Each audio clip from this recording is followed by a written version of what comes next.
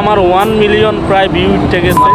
যে অনুভূতিটা এটা কিভাবে আপনাদের কাছে প্রকাশ করবো। সো এভরিওয়ান, আসসালামু আলাইকুম, সবাইকে হচ্ছে, সবাই কেমন আছেন? আশা করি সবাই ভালো আছেন, আমি ভালো আছি আপনাদের দোয়ায়। গাইজ, বর্তমানে আমি আছি হলো যে গোবিন্দগঞ্জ। তো গোবিন্দগঞ্জ আসছি হলো যে একটা ডেড বডি নিয়ে। তো ডেড বডিটা আমরা গাড়ি থেকে নামাই দেন, একটু আগে নামাইছি, আমি আর মোতালেবে আসছি এখন। তো এখন আমরা মানে রেস্টে আছি, তো একটু পরে ঢাকা দিচ্ছি। আসলে ভিডিওটা করার কারণ হলো যে এত খুশি খুশি লাগতেছে কেন জানেন? এই যে এত কষ্ট করতেছি, এত কিছু করতেছি, মানে এই যে ভিডিওর জন্য নাইট করে, এরপরে দেন আবার ভিডিও এডিট করে আপনাদেরকে দেখানোর জন্য, ভিডিও এডিট করে আবার ছাড়তেছি ফেসবুক পেজে, টিকটকে। তো আজকে হঠাৎ করে আমি একটা ভিডিওতে দেখি যে আমার 1 মিলিয়ন প্রায় ভিউ উঠে গেছে একটা ভিডিওতে।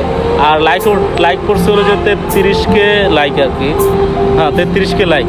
তো সেটা সম্পূর্ণ শুধু আপনাদের জন্য, তাও আবার ফেসবুকে।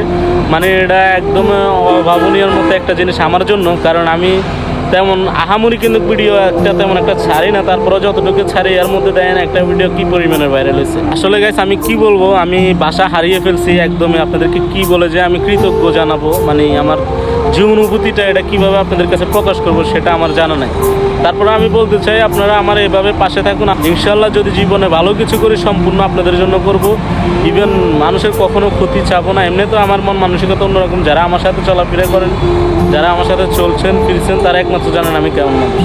আর যারা চলেন নাই, ফিরে নাই, তারা অবশ্যই হয়তো একটু কনফিউশনে থাকতে পারেন। অবশ্যই আপনাদেরকে ইনভাইট করলেও আমার সাথে ঘুরবেন, আমার সাথে আসবেন, ফ্রেন্ডশিপ করবেন। তো এই আর কি, সবাই ভালো থাকবেন। আল্লাহ হাফেজ, আসসালামু আলাইকুম।